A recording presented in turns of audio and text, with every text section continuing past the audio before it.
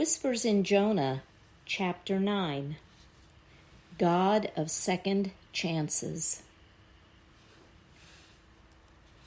Then the word of the Lord came to Jonah a second time. Go to the city of Nineveh and proclaim to it the message I give you. Jonah obeyed the word of the Lord and went to Nineveh. Now Nineveh was a very important city. A visit required 3 days. On the first day, Jonah started into the city. He proclaimed, 40 more days and Nineveh will be overturned. That's Jonah 3, 1 through 4. We don't have to stretch our imagination to believe Jonah was much more receptive when the word of the Lord came to Jonah a second time. He had tried to outrun God, had tried to go to the farthest known region, with catastrophic results. I can't imagine he wanted to try that again, can you? He knew God wasn't limited in his arsenal of consequences should he do so. For the second time, Jonah heard the call of God to go to Nineveh. God didn't mediate his original directive, didn't make any allowance for Jonah's reluctance to go. At this point, Jonah knew he was safer entering the territory of the enemy in obedience to God than to flee. God didn't write him off because he ran away. He was given a blessed second chance. We now see Jonah turned his feet towards the people he detested, to the big city of debauchery and idolatry, to Nineveh.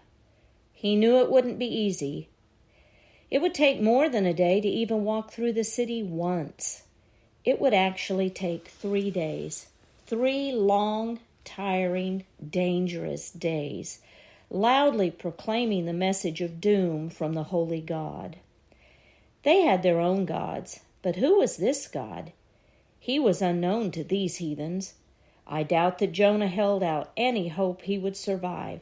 Can't imagine he even entertained the thought that they would repent. Their hearts were too hard, their sins too entrenched. From Jonah's previous actions, we can rightfully assume he thought God should just destroy them and get it over with. Do you blame him? Be careful how we judge him, right?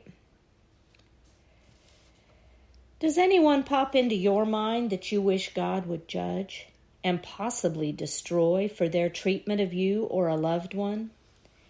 Anybody you believe is only worthy of hell, not even worth a chance to repent and be saved?